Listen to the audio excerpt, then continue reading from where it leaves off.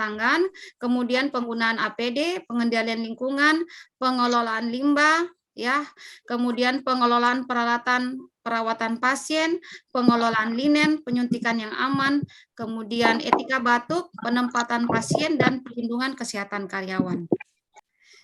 Nah, saya ingin mengetahui apa Bapak Ibu bisa menggambarkan, ya, menggambarkan kalau kita masuk di pelayanan puskesmas, kira-kira apa yang bisa masyarakat pikirkan pada saat apa namanya, pada saat kita masuk di puskesmas.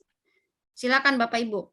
Atau misalnya kalau Bapak Ibu yang jadi pasien, ya, pergi di suatu wilayah kerja puskesmas, ya, misalnya tiba-tiba di perjalanan atau jenguk keluarga ada yang tiba-tiba Bapak sakit, ya. Kira-kira kalau masuk di pelayanan puskesmas apa yang kita gambarkan pada saat masuk di di puskesmas? Ada yang bisa sharing? Silakan Bapak Ibu. Izin Bu. Ya, silakan. Terima kasih atas kesempatannya. Ya. Mungkin sedikit sharing. Mungkin ini juga ada beberapa informasi dari masyarakat yang biasanya kalau datang di puskesmas saya, mereka selalu berpikiran kalau masuk puskesmas itu takut, Bu, karena berpikiran di puskesmas itu pasti akan banyak penyakit yang dia dapat. Jangan sampai nanti dia datang ke puskesmas itu dia sehat, pulang-pulangnya dia sakit. Nah, itu yang biasanya masih banyak stigma-stigma masyarakat seperti itu, Bu. Jadi itu jadi problem kita juga, makanya masyarakat yang mau berobat ke puskesmas itu sedikit, Bu, karena dia beranggapan bahwa di puskesmas nanti bukannya saya tambah sembuh malah tambah sakit, seperti itu, Bu. Iya, oke. Kasih, Jadi Bu. ya, jadi ada pikiran bahwa kalau saya masuk di rumah sakit, kalau saya penyakitnya A, saya pasti pulang dapat oleh-oleh penyakit, gitu ya Pak ya? Ya, luar biasa. Ada lagi yang lain? Silakan Bapak Ibu. Kalau kita mau ke puskesmas, apa kira-kira yang akan kita gambarkan ya kalau kita masuk di puskesmas terkait dengan pencegahan dan pengendalian infeksi? Silakan. Ada?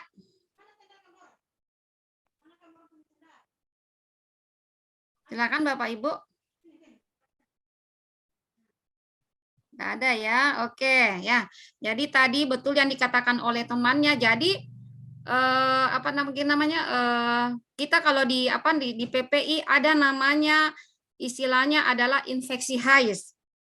Apa itu HAIS? Adalah suatu infeksi yang didapatkan atau disebabkan setelah pasien tersebut mendapatkan tindakan selama dia dirawat di fasilitas kesehatan, baik di puskesmas maupun di rumah sakit.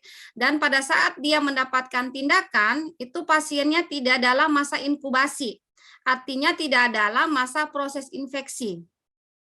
Ya, dan tidak ada pernah riwayat dia mengalami proses infeksi. Saya kasih contoh, misalnya orang pasang kateter.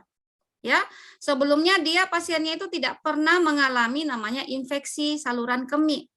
Ya, tetapi setelah dia mendapatkan tindakan pemasangan kateter, ya, nah, ternyata dia yang tadinya mungkin cuma penyakit sesak napas misalnya atau penyakit diare, ya, ternyata setelah dipasang kateter, ternyata dia dapat oleh-oleh seperti yang dikatakan temannya, yang tadinya masuk penyakitnya apa, setelah pulang dia ada penyakit tambahan. Itu namanya infeksi HAIS ya. Nanti Bapak Ibu akan pelajari nanti pada saat di materi penerapan bandel. Ya. Ya, demikian ya. Nah, masih banyak lagi kasus-kasus yang lain. Misalnya orang mendapatkan misalnya perawatan gigi dan mulut. Ya, habis cabut gigi ya. Cabut gigi setelah beberapa hari kemudian dia datang suka dengan abses. Padahal mungkin pada saat cabut gigi, ya cabut gigi mungkin dia tidak dalam keadaan, kan kalau dicabut gigi tidak boleh kita cabut kalau lagi meradang, pasti dianu dulu. Ya diberi perawatan dulu, tidak boleh tidak boleh sakit dulu baru dicabut giginya. Pokoknya dirawat dulu baru dicabut. Ya. Nah, jadi setelah pencabutan gigi ternyata 1-2 hari datang sudah abses giginya. Itu namanya dia tidak menerapkan bandel pencegahan infeksi. Nah, dengan adanya pelatihan ini Bapak Ibu akan diberi pemahaman bagaimana caranya stigma masyarakat yang tadinya takut berkunjung di puskesmas itu kita bisa turunkan sehingga pemanfaatan puskesmas terhadap pelaksanaan pelayanannya itu bisa meningkat ya. Jadi itu yang akan kita pelajari. Ini seperti yang saya gambarkan tadi ya. Kenapa orang bisa jadi infeksi? Yang mungkin karena alat-alatnya, kewaspadaan standar terkait dengan alatnya yang tidak benar, tidak steril. Ya, mungkin dari pasien satu ke pasien yang lain, pokoknya itu saja cuma disiram alkohol kah atau digosok-gosok baru itu dipakai lagi. Ya. Nah, itu yang tidak benar. Ya, tadi seperti pasang kateter, kemudian cara penyuntikan setelah imunisasi 1-2 hari ternyata sudah timbul gula daerah misalnya daerah suntikan, berarti itu proses penyuntikannya yang tidak aman. Ya, mungkin cara desinfeksinya yang salah, mungkin petugasnya tidak cuci tangan, ya. Kemudian mungkin dia pakai sarung tangan, dia pikir cuma melindungi dirinya sendiri saja, tapi dia tidak tahu ini permukaan sarung tangannya sudah banyak agen mikroorganisme yang bisa menyebabkan terjadinya infeksi pada saat dia melakukan kegiatan, ya. Ya, jadi harapannya kalau misalnya kita bisa menerapkan PPI secara baik dan benar sesuai dengan prinsip-prinsip PPI, maka diharapkan capaian target ya orientasi terhadap pelayanan bagi puskesmas itu bisa mencapai yang namanya pelayanan bermutu dan kita menjamin keselamatan pasien. Ya, tapi kalau seperti yang tadi dikatakan oleh temannya, ya yang tadinya sakitnya A, ternyata pulang dia sakit B, artinya pelayanan puskesmasnya itu tidak bermutu dan tidak menjamin keselamatan pasien. Ya, kita masuk di kewaspadaan pokok bahasan yang pertama terkait dengan kewaspadaan standar, ya. Yang pertama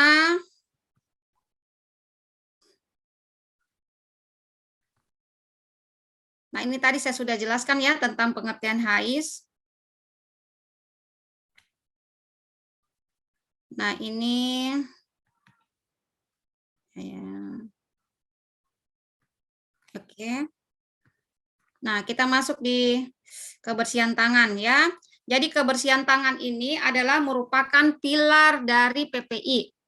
Ya, kita bisa memutus mata rantai penularan. Yang paling simpel kita lakukan adalah petugas itu wajib melakukan kebersihan tangan sesuai dengan standar yang dikeluarkan oleh WHO. Apa itu yang dikeluarkan oleh WHO? Yaitu langkahnya benar dan momennya benar. Biar langkahnya benar, kalau momennya tidak benar tetap salah.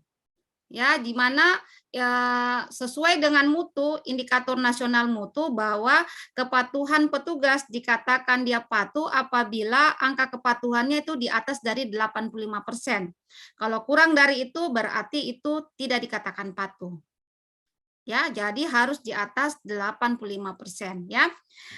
Kebersihan tangan di sini kita ada 2 ya. Jadi yang pertama itu adalah langkahnya dan ada momennya. Saya jelaskan dulu momennya sebelum kita masuk di langkah. Jadi momennya itu ada 5. Yang pertama adalah sebelum kontak dengan pasien, sebelum melakukan tindakan aseptik, sesudah terpapar cairan tubuh pasien, sesudah kontak dengan pasien, dan sesudah menyentuh lingkungan pasien atau sesudah kontak dengan lingkungan pasien. Saya ingin tanya terutama sama dokter nih ya, dokter. Izin dokter siapa ini? Damayanti izin dok.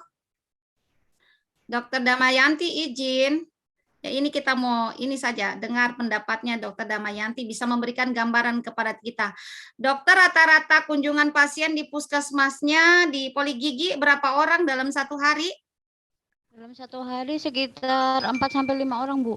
Ya, 4-5 orang. Izin dok, pada saat kita melakukan memeriksa pasien, ya, itu berapa momen kebersihan tangan yang kita terapkan? Yang saya terapkan sebelum melakukan pemeriksaan dan sesudah melakukan pemeriksaan, Bu. Ya, kan kalau habis itu misalnya ya Bu. Ya, kalau misalnya tadi sebelum dan sesudah, berarti itu 2 momen untuk 4 pasien misalnya. Enggak, itu untuk satu pasien, Ibu. Untuk satu pasien ya. Iya. Kita beri aplaus buat dokter ini ya, luar biasa ya.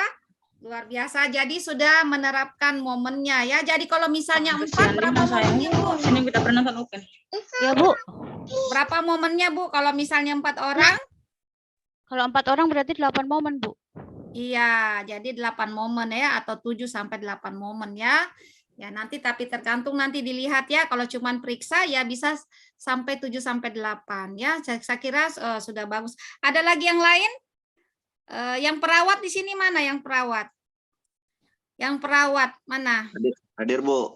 Ya, mana itu hadir? Pak Made, izin Pak Made. Kalau Ya, Pak Bu. Made di bagian mana ininya kerjanya? Biasanya di poli biasa jadi orang tindakan, Bu. Di rolling, Bu. Di rolling. Kalau di poli itu rata-rata kunjungannya berapa?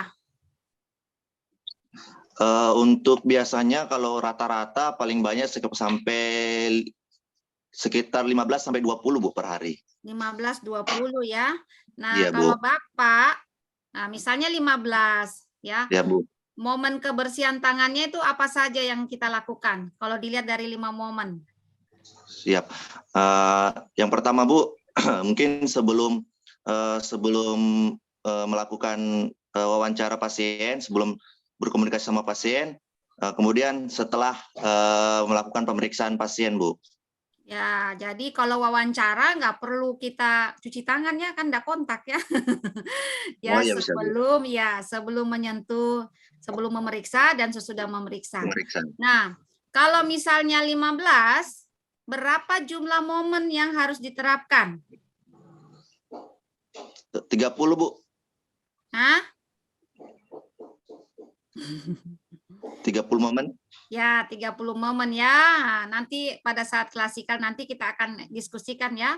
Jadi kalau misalnya 15 ya, jadi diusahakan ya setiap antara pasien satu ke pasien lainnya itu harus diawali dan diakhiri dengan melakukan kebersihan tangan. Itu yang dibilang patuh ya. Saya kira peserta ini luar biasa ya. Jadi untuk kebersihan tangan ya mudah-mudahan kita cuman ini saja refresh kembali ya. Kalau dilihat dari 2 teman kita yang memberikan tadi pengalaman kerjanya di puskesmas itu sudah menerapkan terkait dengan pelaksanaan hand hygiene ya.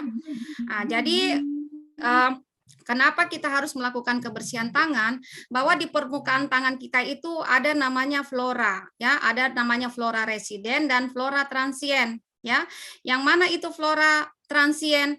Nah, flora transien itu adalah agen mikroorganisme yang bisa kita dapatkan di mana saja. Ya, jadi namanya transit yang transit di tangan kita. Nah, ini yang harus kita bersihkan, yang transit ini. Sedangkan flora residen adalah memang flora yang hidup. Dia diciptakan Tuhan memang hidup di permukaan tangan kita sebagai mekanisme pertahanan tubuh kita. Jadi biar kita bersihkan tidak akan hilang. Kecuali kita kupas tangan tak. Kecuali dikupas tangannya Bapak Ibu ya. Jadi yang kita bersihkan adalah flora transien. Nah, dengan kita melakukan kebersihan tangan sesuai dengan langkah dan momennya, maka kita bisa mencegah dan menurunkan angka kejadian yang berpotensi bisa menyebabkan penyakit infeksi pada pasien termasuk pada diri kita sendiri ya. Itu terkait dengan hand hygiene. Kemudian hand hygiene itu ada 2, menggunakan cairan hand rub dan menggunakan sabun dengan air mengalir.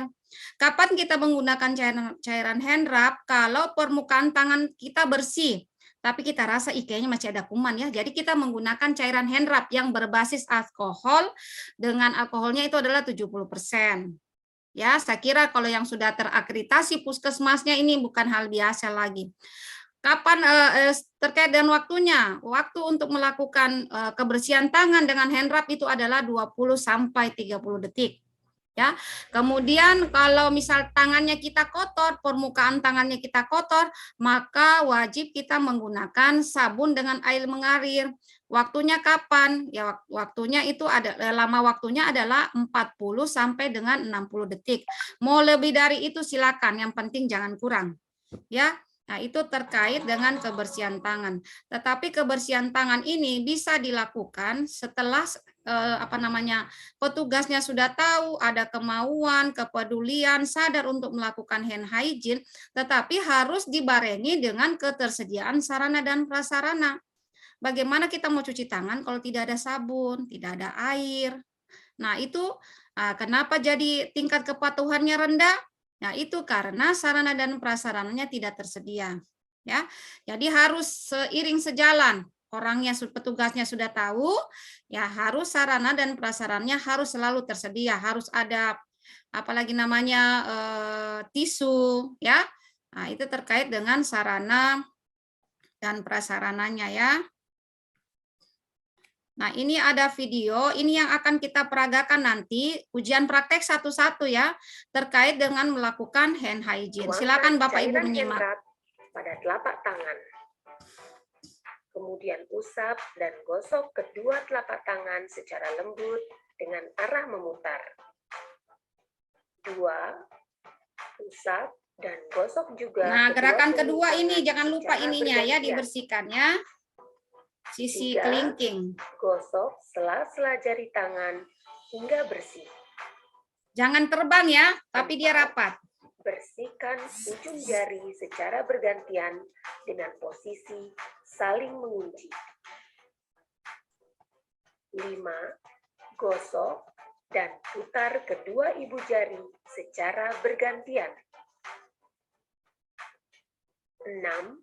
Letakkan ujung jari ke telapak tangan, kemudian gosok secara perlahan ujung jari tangan kanan dan ujung jari tangan. Oke, jadi itu terkait dengan langkah kebersihan tangan ya. Jadi nanti pada saat tatap muka kita akan praktek satu-satu ya Ibu ya, semua peserta. Ingat gerakan yang dibalas itu adalah langkah 2, 5, dan 6. Ya, kalau yang lain tidak dibalas, terutama ini biasanya peserta atau Bapak Ibu kalau sudah langkah keempat ya, yang gerakan mengunci biasanya langsung dia begini lagi, enggak boleh karena ini sudah saling membersihkan. Yang dibalas itu kalau misalnya salah satu sisi dari permukaan tangan kita itu tidak ini ya, harus dibalas. Contohnya ini.